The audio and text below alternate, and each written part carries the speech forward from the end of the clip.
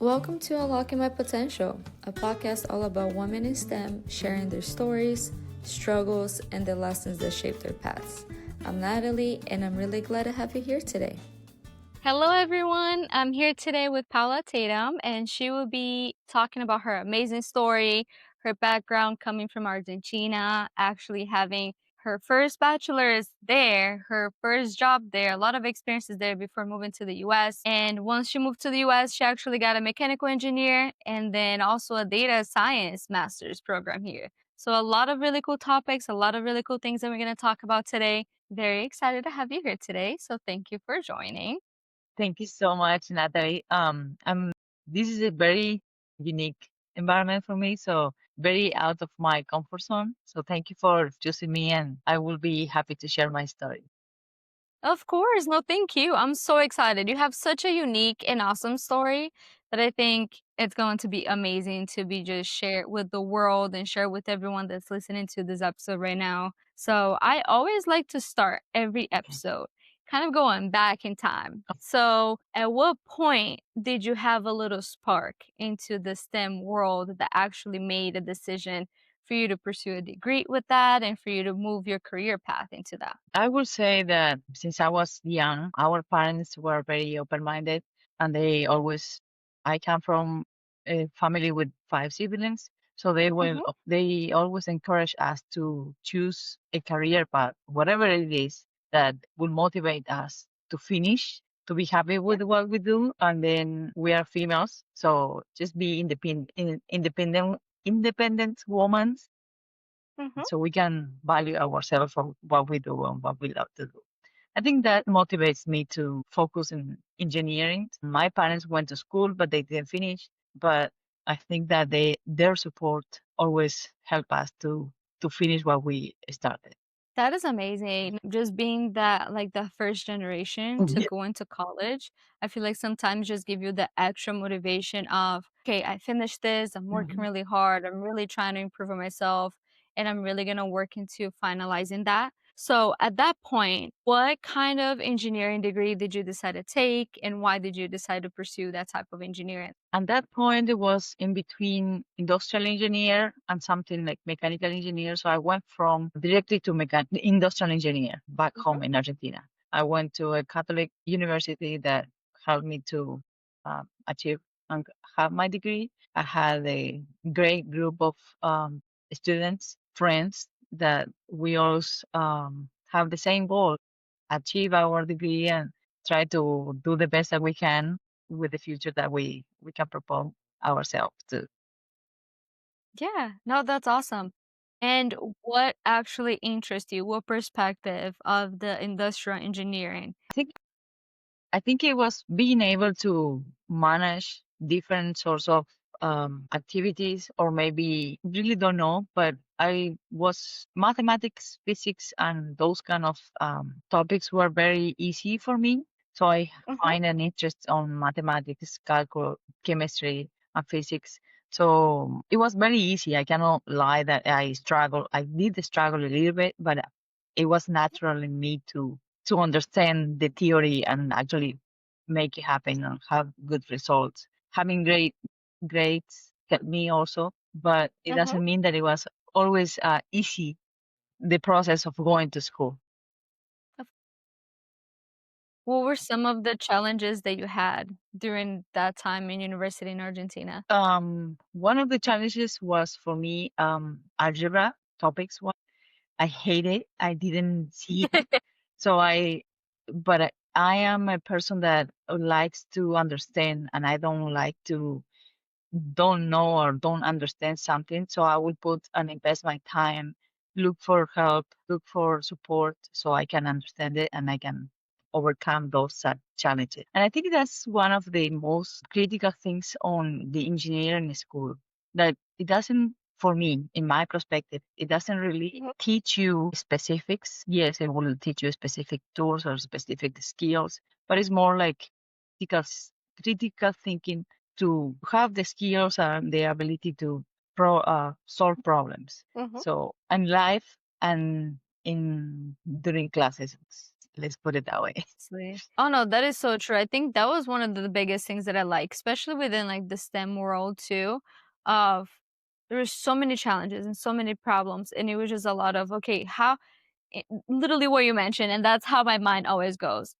In life, you're gonna go through a lot of problems. Yes. Instead of freaking out or anything, it's a matter of figuring out a solution for the problem, analyzing what the problem is, and just kind of like moving on from there. Mhm. Which I think with a university that was really good. Yes. Just in STEM university of being able to process things in that way. Of Mhm. yes, it's a challenge, it's a problem, but every problem has a solution. So what kind of solution are you able to come up with? Yeah. So that is amazing. I'm glad you went into the STEM world, into an industrial engineer, because I know there's not a lot of women in the industrial engineering space. So how was that experience of going to an industrial engineering program at university? I don't know how it works fully in Argentina, to be fairly honest. I know in the US it's really challenging of having women in STEM. Mhm. And I kind of imagine that is like that all over the world. So what was that experience for you there?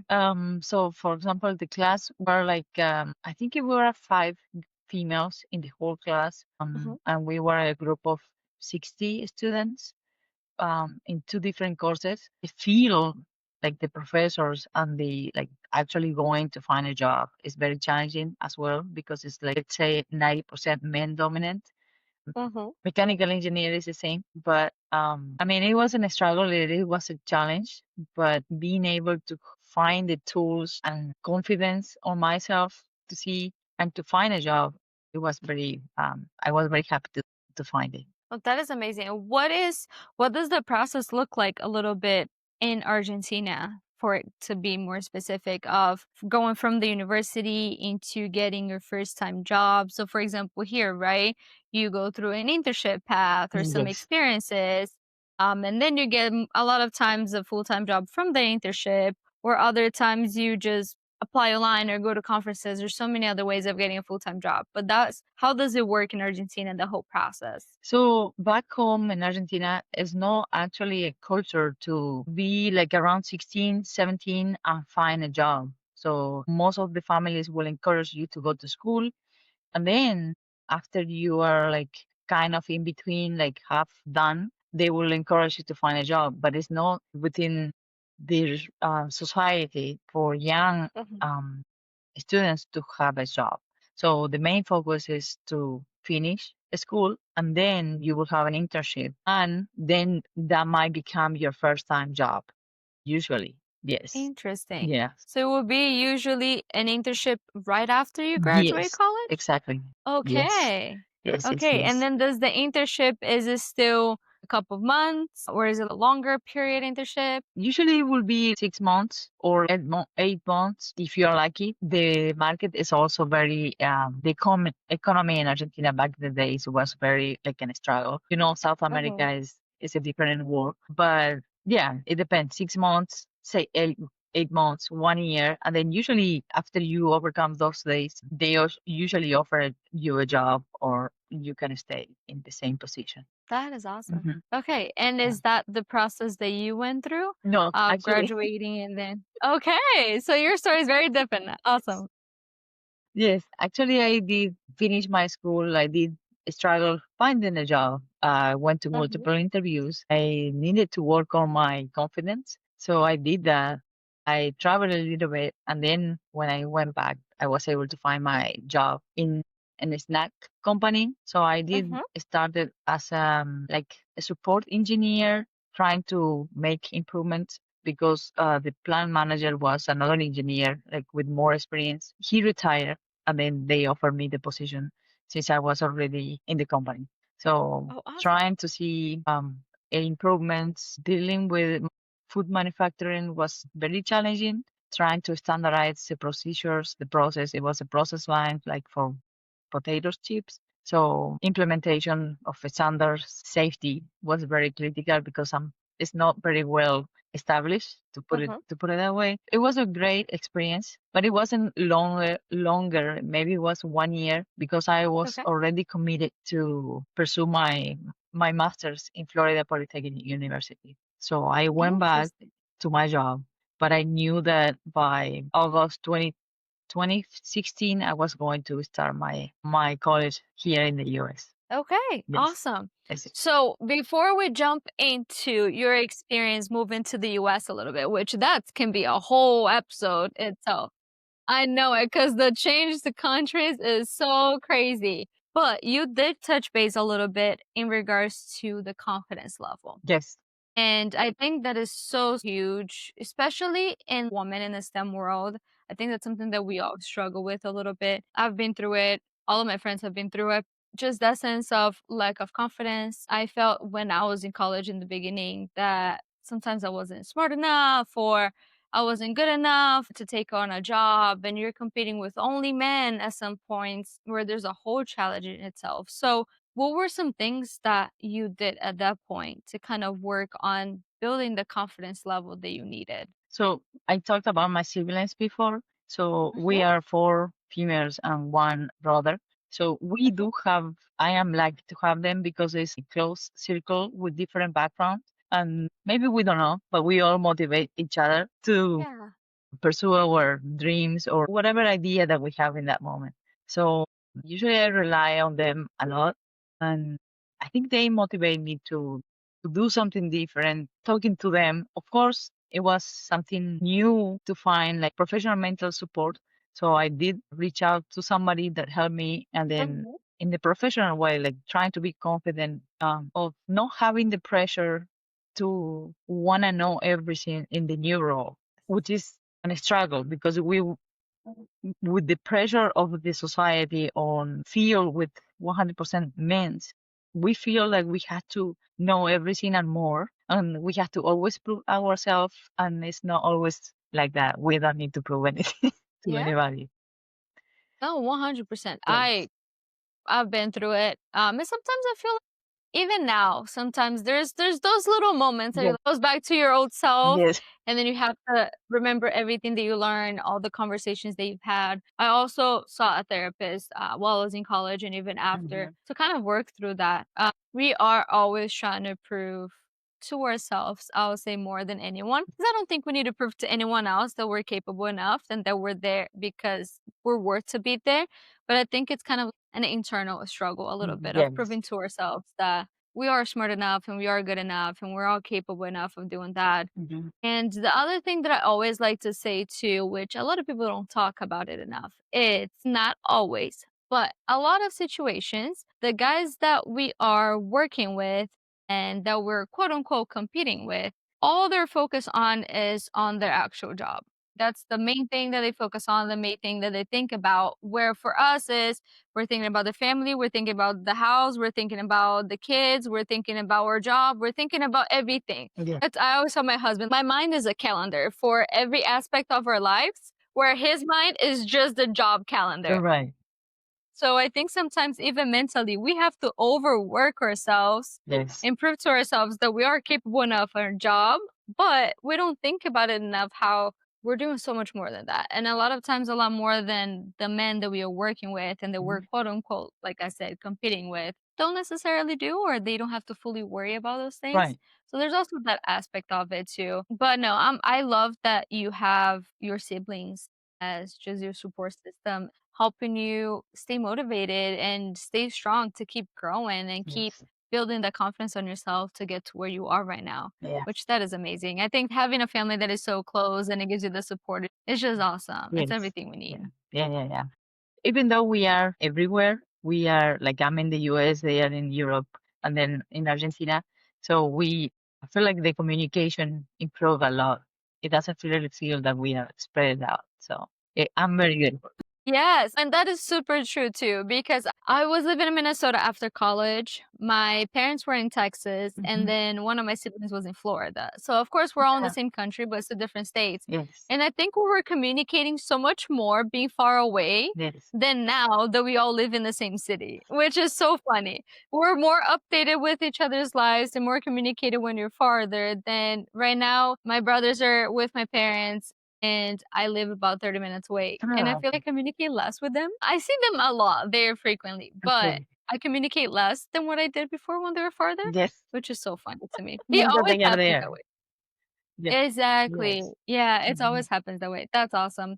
But Now going back a little bit to the school aspect of it. You mentioned that at that point you build up your confidence, you got the job, you worked there for a year, and then you had a plan on coming to Mhm. the US and doing a master's. But you ended up doing a bachelor's Yes, at the end of the day, right? So what happened there?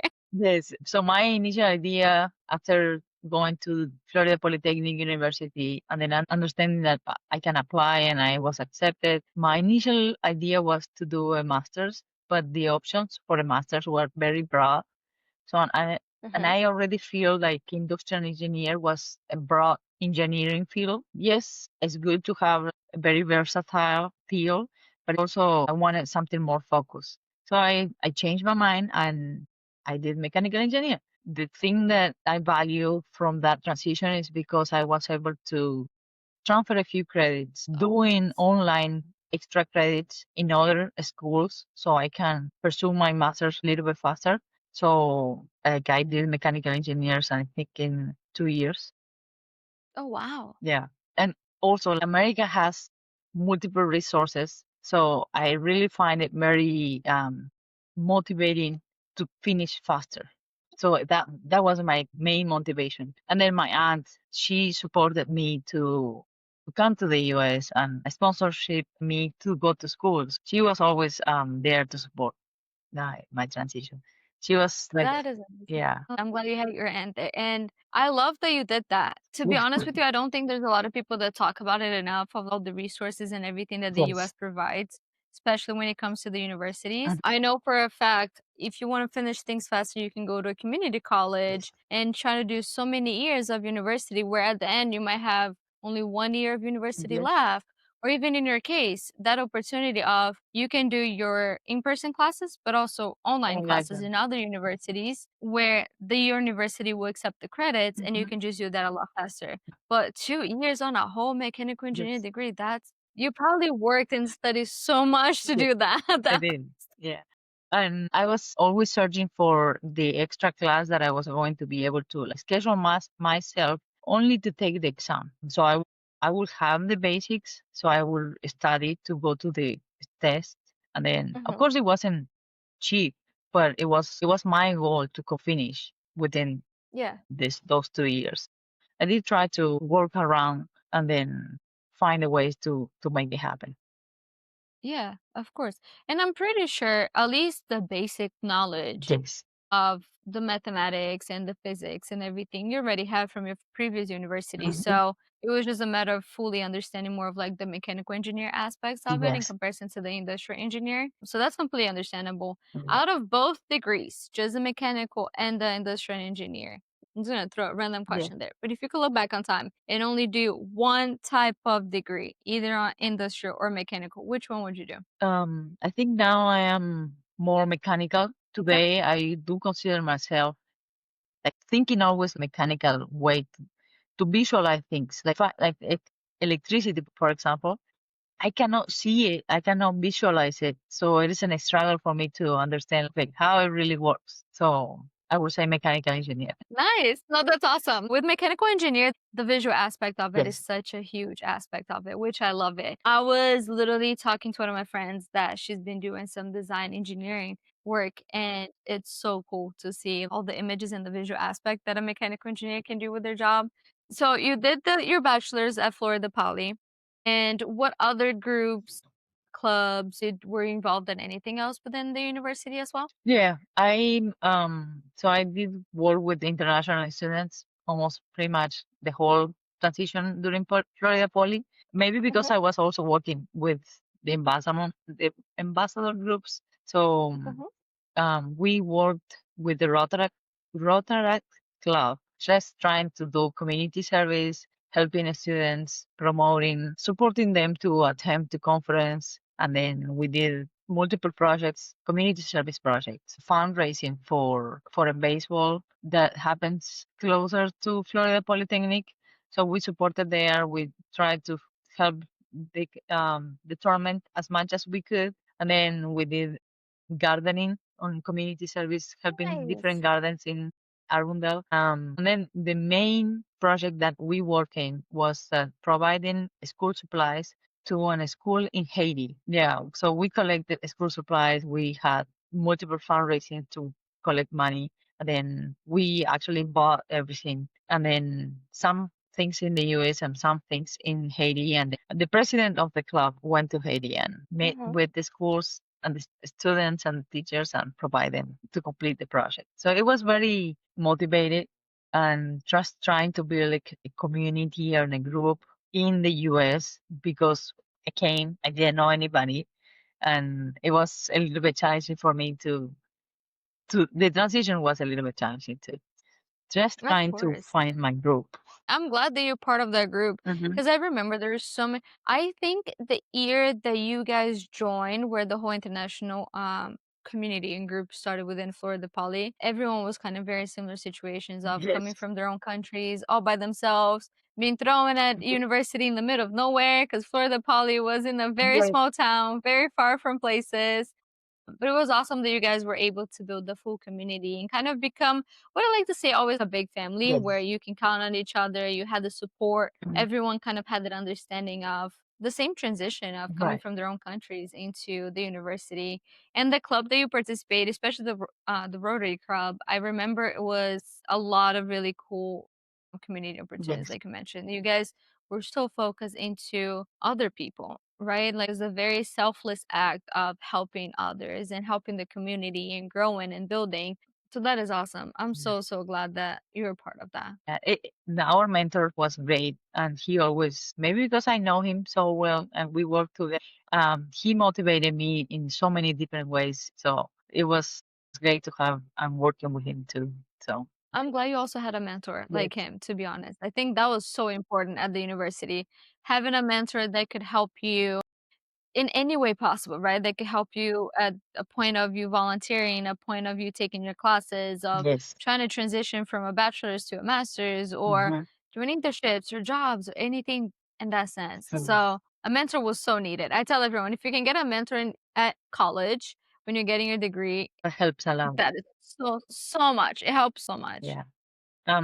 I also participated on Women in STEMs conferences. It was very encouraging and motivating to participate in those events because you actually see females doing the jobs that we that inspire ourselves to become or to be in, or those Mhm. roles that we imagine ourselves being in eventually. So it was Oh great. yeah. Yeah, the school give us so many different opportunities and exposure that it is great. Being such a small group for students also help, but if you are not looking for those opportunities to be there and to be exposed to different situations or different scenarios, that helps. It helped me a lot, at least. It really did. And it was I think because we were such a small school Hmm. that we just felt a lot closer in a sense Yeah. of the whole community of the university. I remember because I joined in 2015, which was the Hmm. year right after the year that the university fully opened. And I remember that we had a say on what clubs do we want to see, Yes. what kind of communities and groups, and the students has such a huge voice for being a new and small university where a lot of the big universities you don't Yeah. have a big voice like that, or it takes so many different paths and processes to get to starting a club or organization or group or something. So I love that we were it's one of my favorite things, honestly, that we were such a small school, that we had so much power, quote unquote, Yes. and the clubs and everything that we wanted to be part of. Hmm. And the conferences were amazing, Yes. honestly. They were so you go back to school after the conference so empowered of Yes. wow, okay, all these amazing women have all these great jobs and this great Hmm. company. If they can do it, so can I. And you kind of come back, like to say, with this like fire inside of Yes. I'm gonna study really hard, I'm gonna work really hard to get to that point as well. Those were honestly to me just life-changing moments Yes. of those conferences and seeing so many women out there kind of Yes. doing what we want to do. So I love that you were able to be part of those conferences of those groups of women. Mhm. Yeah. Like the opportunities that Florida Polytechnics offers is limitless. Even having the opportunity to use equipment that you maybe use in major facilities, major Mhm. industries. Some students were electrical engineers. When having the opportunity to do research, you are exposed and able to handle equipment that you sometimes no major facilities have it because of the cost of the equipment. So it is great. Yes.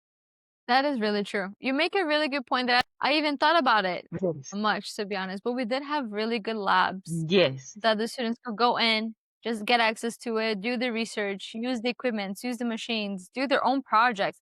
It did not have to be associated with the university. It Right. could be their own personal projects and their own knowledge and learnings that they wanted to have. I remember when they first opened the 3D printing Yes. lab with all the huge 3D printers, I spent some time there just working with I actually work with some of the mechanical engineer students Okay. because they had the CAD Yes. The softwares softwares. within the university, and they will be building all these really cool things, and then I'll brainstorm with them, and they would create all these objects, send it to the 3D printers, and all the students will run all the labs too. Yes. The faculty was never there, honestly, which is kind of cool that you have the student leader kind of thing or a student that was working Right. fully at the lab, but it was all run by students. Yes. Students lead students and help students. Mhm.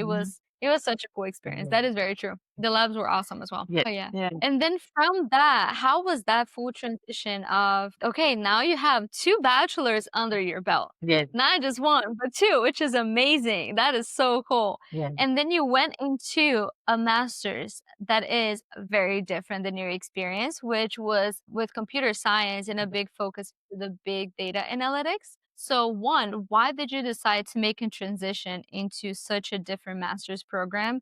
And how was that transition? So I would say, like, of course, being in America, trying to also find a different path from my career, my mentor encouraged me, okay, you already finished. You may have the opportunity to do a master's or find a different path. So since I had my documentation visa situation, I still had 2 more years to go under my same visa. So I extended and I choose something that will challenge me completely different and new by the time. It was unknown what is big data or computer science. Mhm. We knew what was computer science, but data was the new topic. So I was okay, why not? And then I really like challenges. This is why I'm doing this right now. I pursue myself, like say, okay, let's do something that I don't know, out of my comfort zone. And then I knew that it will require a lot of dedication. So not Mhm. everything will be easy. So I did struggle a lot. I needed to study way more hours than you know all my careers. Oh yeah, especially going from an engineering Yes, to a computer science, yeah, which it's so different. yeah, A lot of coding, a lot of hmm programming languages, a lot of very different materials and classes. yeah, yeah, So that was for sure a big transfer, a yeah. big change for you. And to be honest, I thought multiple times to change it. Why I'm even doing this? But I always push myself to do more, to find more. Maybe there is something better at the end, and there is always something better. So, and I am not a person that will stop something that I'm doing because I don't like it. I will try to find the Mhm. positive from view or point of view or anything. So to finish it, at least to accomplish, to have a goal, to get to my goal. So I finished. It wasn't easy, but I did finish. And no, for me, it was the same, very similar thing. I went to school Yes. to get a computer engineering degree. I ended up graduating with a data analytics degree Yes. just because of that. Of the whole data world was so new. Hmm. Not a lot of people knew about it, but it was this whole idea that all of our mentors at the university were just letting you know, hey, this is going to grow. Yes. This is the next big thing. This is going to be so big. It's an area that you need to jump Hmm. on. And my mentor kept pushing me, pushing me. He was the one running the whole data program.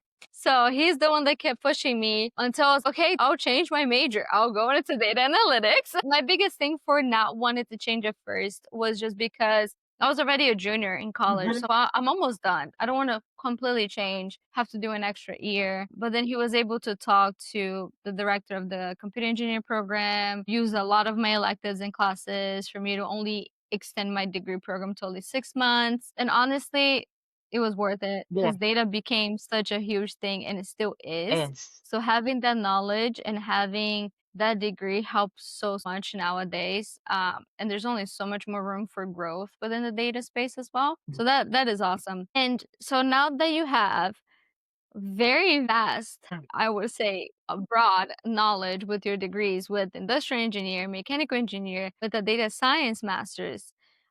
What did you decide at that point that you wanted to do? In a sense of like your career, your profession, what were some internships and opportunities that you had in the beginning, Yeah. right after you graduated? The first internship that I had was a volunteer internship on a research facility for high period like clean environment. It is on in Orlando. It's a bridge, so they do have multiple clean rooms because they focus on se- chips, manufacturing chips and researching R&D lab for chips development, semiconductors area. So it was very unique environment, and it was a volunteer internship. But I found the value on being exposed to those environments, learning from most experienced employees in that case, understanding what it means to work in a clean room, maintaining such a level of clean environments. Cleaning means that it's 100% clean, but it's no humidity, minimum humidity, no metals, no contamination. We were not able, we needed to follow like major standards, no makeup, no perfume, no deodorant, like next level of standards so we can comply with the regulations of the facility. So it was great for me to have the opportunity to do that internship. Well, it was through the school, one of the career fairs that I went to. I was able to have the opportunity to do that. And then my next experience, it wasn't an internship. In one of the career fair, I was just unready for the career fair, but I did have always my resume ready. So I went to a specific manufacturing companies, and then I approached to them. I talked to them. I share my interest in to work. I didn't really had any defined field that I was willing to work on, but I was always looking for the opportunity to see where I can be good at. What is the opportunity?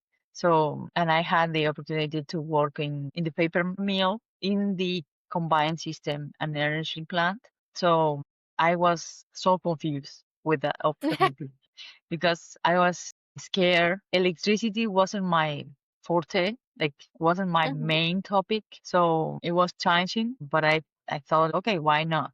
Let's give it a try and I will learn and then I will give my best every day. So this is what I did. And by the time I was working, I was doing my master's and it was the same time that COVID happened. So it was very challenging transition. And since I was working in a paper mill company during COVID was the whole craziness about toilet paper. I don't know if you remember. So Yeah. I didn't have any like time or quarantine time because the demand of paper was so high that we needed to keep the production running. So it was a great experience. It was challenging working with boilers, natural gas engines, talking to Duke Energy constantly to see what is the demand, like calculations. There is a lot of um, to learn in those new transitions. I can only imagine. Yeah. So before I touch base on this Yes. experience first, I kind of want to go back to one thing that Yeah. has been kind of stuck in my mind. Is just the fact that you mentioned how your first internship experience was a volunteer Yeah. experience. I think a lot of people actually don't even take those positions because they have just the back of their minds of if I'm going to do the job, I need to get paid. This is what the requirements is. But I think it's so much more important, especially at that part of your life where your resume sometimes has nothing on it. No. You just have your degree. Not your situation, of course, but a lot of situations when you're getting a degree is you don't have a lot of experience or knowledge. So just take anything, take Right. any experience that can actually build your resume, can Hmm. build your knowledge, that you can actually create also confidence and maturity of working in a company, working with actual engineers. My Right. first internship was also a volunteered, unpaid internship. It was so much fun. It was Mhm. something completely out of scope and very different, but it gave me so much knowledge and experience that I would not have if I didn't take Mhm. it. And that's one of the messages that I always like to tell everyone. In college, it's okay to do an internship that is not paid, that is Yes. a volunteer work. As long as it's something that is bringing you a different experience and knowledge, it's Yes. worth it. It's going to be worth it at the end of the day, because once you apply for the next internship that is actually paid, or for the full-time job, you already have something there, some type Yes. of experience. Yes. So not to focus so much on the money aspect of it at that point. Yes. But with the second position that you had and that you just mentioned, I also love that you went for something completely different. I love that all your experiences and degrees are just so diverse and so different, which it kind of makes you very unique as well Yeah. as an employee, right? You have the knowledge and so many different perspectives within engineering, so many different parts of internships and jobs and knowledge within all your degrees, that I think it makes you just a very, very powerful and strong like employee to have, knowing that no matter what challenge they're going to throw at you, you will exceed, and you will, even if it's challenging and Yeah. you don't have the knowledge, you're still going to work really hard to understand that and to learn the knowledge. And I also think that trying new positions and new things opens up your mind a little bit to understanding what you like and what you don't. Yes. Sometimes you do a position, you're like, yes, no, I really did not like this, so I'm gonna go try something else. Yes. And then just trying that trial and error kind of thing of you try different knowledges, different positions. You're trying to learn different things until you start creating a path of something that you really enjoy doing it Yes. and that you can keep growing within your career. Also, I think it's super important. I know a lot of people nowadays, when they graduate college, they always focus on, okay, if I graduated with a computer science degree, I have to go to this very specific path within computer science. Instead of, there's so many different paths and different things you can do with the knowledge you have. And a lot of people just kind of stay very tunnel vision with Mhm. just one path. Where for you, your vision was very expanded in varied directions, which was just like me. Yes. If you look at my resume and my past, I did internships on everything possible that had nothing to do with my major. Yep. And then all of my jobs have been not a lot to do with my major too, so which is kind of funny. But you just start building the knowledge and learning more of yourself too, of Yeah. what you want to do with your life, what you like, what you don't. So Yeah. that is awesome. I Mhm. love that you're very diverse. And having the opportunity, even if you don't know something on that specific topic, if you surround yourself with those critical colleagues or somebody that Mhm. will help you solve the problem that you have, you're already in success. So working with teams with different backgrounds, understanding in all my different positions, I did manage people. So understanding that they all have their unique skill and they are offering something to the team that is Mhm. unique, and then being open and listening to what they can offer also helped me to all my transitions. I cannot say that I did it all by myself because it is not true. I cannot say that it's not hard, and it, it's a struggle sometimes to see like, okay, how I will solve this problem. Who should I call? Mhm. Who should I talk? I did a lot of research on all these different jobs that I had because I didn't know specifics on the equipments or standards or like specific on electricity theories. I had no clue about engines by that time. So it was great. I mean, and also like I say, I love challenges and keeping my mind open also helped a lot. Oh yeah, 100%. That's Yeah. awesome. I love that. And then how did you go from, I want to say, all the experiences that you have so far Mhm.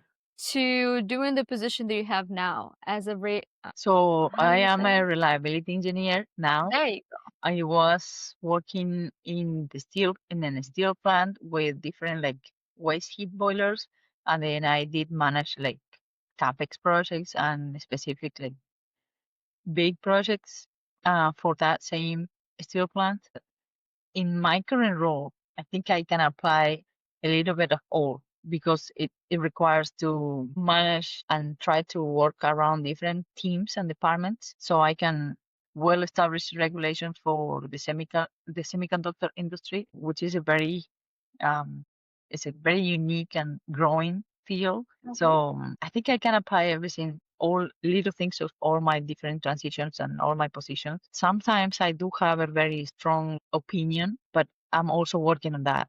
Whatever I'm saying is not always right, but I have my fundamentals because I try to do research before I speak. I try to be Mhm. prepared. There are standards to follow so we can actually accomplish whatever we want to accomplish in a facility. So relying on those resources, this is how my job is a little bit more easy.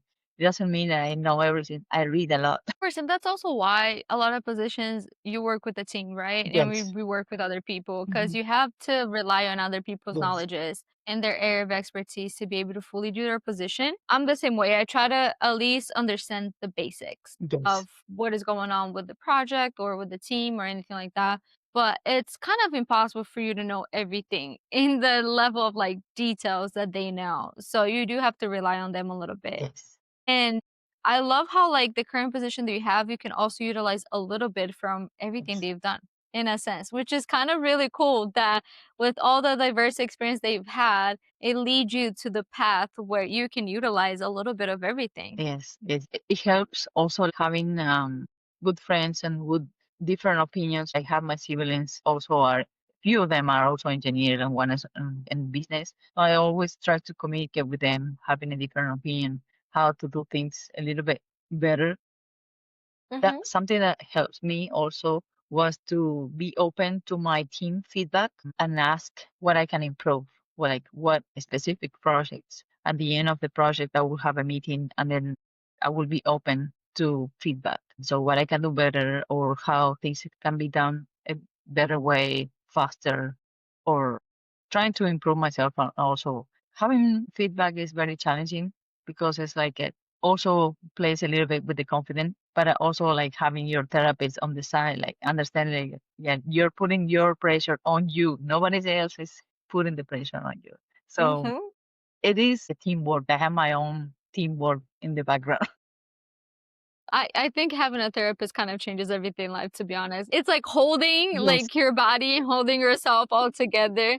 Everyone thinks you're like, oh yeah, that person is so put together. I'm like, no, my No. therapist keeps me together. Like literally, I'm like, I'm not well put Yes. together. That's the person keeping me together right now. But no, I love that you were able to have this conversation with your siblings as well. We talked a little bit in the beginning of just the dynamic that you have with your family and with your siblings of everyone is just so close, and I love that a lot of you guys are engineers and you're able to brainstorm different things and just pick on people's brains. I love doing that as well. Just, hey, I'm having the situation. What would you do in my Yes. place? Or how would you approach this? What other technology would you utilize? Yes. Like everyone is so, their knowledge is so different than ours. And the depth of their knowledge is also so different than ours. Even if you take someone that is doing the exact same position as you in the Mhm. same company, what they know is going to be so Yes. different. And I just love always just picking people's brains, learning from people. And when it comes to the feedback part, that is rough. I have been always doing the same thing too, Mhm. where I'm always trying to improve myself, always trying to learn more. I'm always trying to be a step ahead, which is really hard to be, but just studying research and trying to be as prepared as possible. And at the end, always asking for the feedback. And it does come with you need to have a lot of confidence on yourself at that point and a lot of security. And I think sometimes a little bit of maturity too, of understanding, okay, you ask for the feedback, there's going to be lots of positives. There might be some areas of improvement. Take the areas of improvement not as something negative, but as something very positive that is going to actually help you become a better employee, a better engineer, a better person, right? Yes. And just take those and fully work on them, right? I also think if you ask for all these opinions and information and you don't do anything with it, Right. it's kind of a waste. Yeah. Take it to heart. Take it like every word that the person is saying. Every time I have those sessions that I'm just asking, how can we improve? How can we do this? Especially on myself, I always take some time to process. I take some time, I write things down, I process, I try to understand, okay, how can I improve this? Sometimes also you take some words and they just don't relate to you, and that is okay too.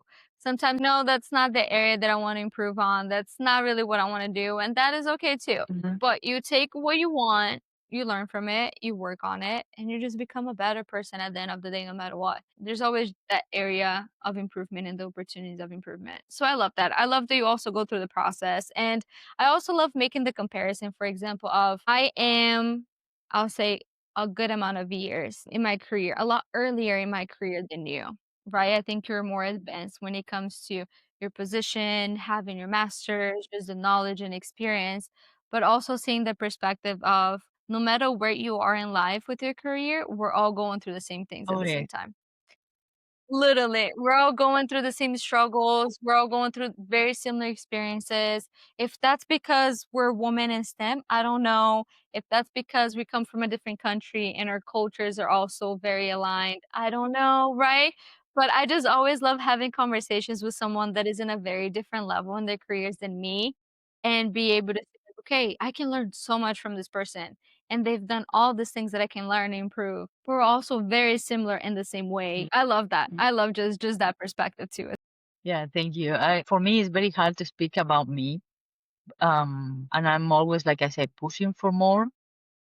Mhm. Having the feedback, it helped me to realize, okay, how much, how long, or what is the impact that I already provide? What is my career looks like? And what are the challenges? One of my most challenges that maybe nobody really talks is being in a man-dominant environment. How much you need to prove yourself, put yourself out there, and understanding that if we are in that position, we are good. We may be having the same salary that any other man, so we don't need to worry about proving anybody else. And then we need to be confident that if we have the position, we are capable to do it, and we can move on if it's not for us. No regrets. It's okay to say this is not for me. Let's go to a different career. Let's go to a different role. Not having that pressure of no, I didn't achieve that. No, it's also good to understand that this is not good for my mental health, for myself. And then if it's a toxic environment, it's good to remove ourselves from there too. I do think that we have to just in a sense put ourselves first a lot of times. I do have a lot of people that are very close to me where they're very focused on their job, which I love that. Please be focused on your job. But they're where in the sense of their job comes first before a lot of things. Mhm. And I think in my own personal opinion, that's not how I approach life. I think that we have to take everything into consideration, right? The company that we work for, the environment that we work at, the people that we work with, just taking everything into consideration and saying, okay, is this a good fit for me Yes. for where I am now in life? Because sometimes, and I'll give you a perfect example, and I'll kind of talk a little bit about myself, which is also very uncomfortable for me. But I got to the point in my career right now where I love the company, love the people, love the job that I do, but I do know it's time for me to grow and it's time for me to challenge myself and do something more, right? So I am in that position of I have all these great things, but I know it's time for me to leave. Yes. And after having such a good experience, you kind of want the same thing Yes. where I do value the people that I work with. Yes. I value making sure that I don't work in a toxic environment, that people appreciate the work that I do, that they value the work that I do. You just start learning that your job is so much more than just the work that you do or Yes. how much money you actually get at the end of the day. There's so many other different perspectives, especially being a woman in STEM. There's Hmm. so many challenges that come with it, so much pressure that we put ourselves through. There's just a lot. There's a lot that we all go through it. And I think that's why we are able to relate so much and be so open to each other always because we all understand what we have to go through.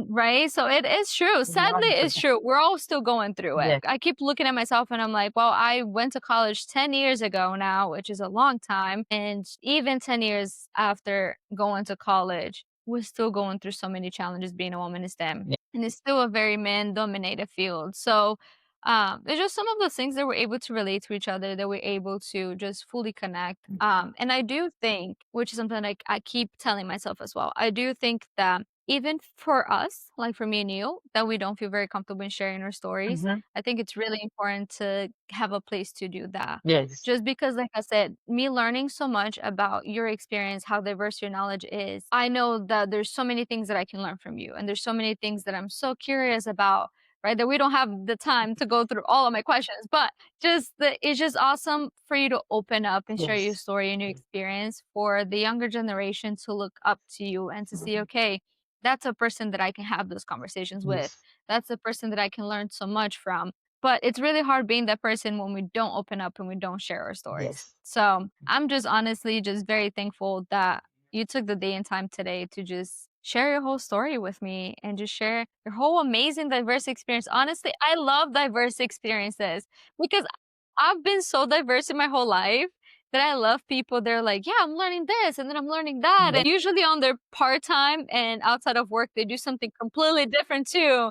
So Yes. I just love that. Yeah. And before we end Hmm. our session, I do have another question. Yes. So now that you've had all these amazing diverse experiences in your life, all these degrees, and everything, if you could select your next job in your career path, combining whatever things that you've learned from different positions, what would that position look like? I think eventually this is my future idea. I will build my own company, like a consultant company, so we can motivate different women to provide having the flexibility and their knowledge and its its value. And I would love to have my company to promote different females in engineering, like supply chains, data. I feel there is so much value and creativity on the female view point of view that I feel like it can be great. I love that. And once you start your company, you let me know. I'll work for you. We can do something amazing. No, I love it. I love women that are very passionate on empowering other women, right? Even if it is something small I'm doing now with the podcast of just giving a platform for people to share their stories. And hopefully that will help someone out there to just feel that, okay, they can learn from you, they can look up to you, and they're Mhm. learning something. That kind of company of consulting where we're empowering women in STEM, I love that idea so much. And I really hope that you're able to get started, that you're able to succeed with it. If I can assist in any way at all, please let me know. Thank you. Just let's making sure our whole community is aware of it. We can make this great. I just get so excited when people Yes. come up with their own. I really want to start my own thing, Yes. which I think is so important. It's really challenging. It's a whole nother challenge itself, but it's a fun challenge because it's kind of your little baby. That's how I feel with my podcast. It's my little baby that I'm trying to grow and take care of it. And I love what you have in the future plan, Yeah. honestly. Thank you so much. And like things like the podcast that I told you, yes, when you reach out without asking you any questions, I see the opportunity. Even though it's not within my comfort zone, I will prepare myself. I will ask questions or not, do my research and be prepared, or like trying to be prepared. But it's not the correct. There is no one correct way to do things. So I will encourage people and women to be creative and to be open to opportunities and check check out there what is maybe you never know what you are going to find. And I always like to say too, everything that makes you feel very uncomfortable, there's only room from growth. Yes. From now, you start feeling a little bit more comfortable talking about yourself, sharing your story, empowering other people, which it takes a long time to get to that point. But I'm just super appreciative. You literally said yes. You were one of the few people that did not ask a single question. They're just like, yes, what do you need from me? Okay, Yes. that's Yes. awesome. I don't even know what I need from you at this point, Yes. but this is cool. I saw the opportunity. I'm like, why not? Well, do have my confidence on my English. I want it to be perfect. I'm always reading, but I was like, what? Me doing a podcast? Why not? I mean, Mhm. if it goes well, it goes well, and I hope it goes well. I hope so too. I'm here crossing my fingers every episode, and I think it's gonna go great. I honestly, my biggest goal with the podcast is if one person listens to this episode Okay. and they feel very inspired, or it just fire lights up the fire within them that they're capable of doing this, that they're gonna keep working hard, that they're gonna finish their degree, get a Mhm. job, anything that they can get out of it. If it just helps one person, I won. Yes. Honestly, with Yes. the episode. Honestly, I just want to help one person. And your story is just so unique, so Thank you. amazing. And I think you have so much knowledge to share, honestly, especially with the new generation. Mhm. And I really hope that any opportunity that arising that comes into your life, that you take it, especially to share your story, share your Yes. experiences, Mhm. help others, help the young generation. Because I think you'd be a really great mentor for the young generation. You'd be a really good person to just pick their brain and brainstorm different things and just learn so much from. So I really hope that you keep getting out of your comfort zone with that Yes. and you keep working on that because I do think it would be so amazing. It Yes. would be such a big impact on someone's life, Mhm. honestly. Yeah, I'm But also was like very, very quiet before, extremely quiet. So this is like, okay, let me try. I'm trying to do different things, be creative with myself, within my personal Mhm. life. So and do things that okay, they are uncomfortable, but they will make me happy or happier than yesterday. So yeah, Oh okay, yeah. yeah. And communication is huge. Yes. Being able to communicate with anyone, and especially big groups of people. I'm not there yet, No. but also working on it. Do not put me in a big group and ask me to talk to everyone. We're not in that point yet, but maybe we'll get there eventually, one step at a time, one interview at a time. But no, I know it's such a huge challenge and thing to do, but you did amazing. Okay, thank you. And I'm just so appreciative that you know, participated on this episode, that you share your whole amazing story. Super diverse, which I love it. I love hearing diverse stories and very unique stories. And yours was nothing more than just extremely unique, Nice. which is really cool. Nice. So thank you again so much for everything. And if you guys that are listening out to the podcast enjoyed this episode, please just follow us, subscribe, join all the social media pages. We're going to have a lot more amazing guests coming in every other Tuesday to you guys. And thank you so much again. And bye for now. Bye bye. Have a good day.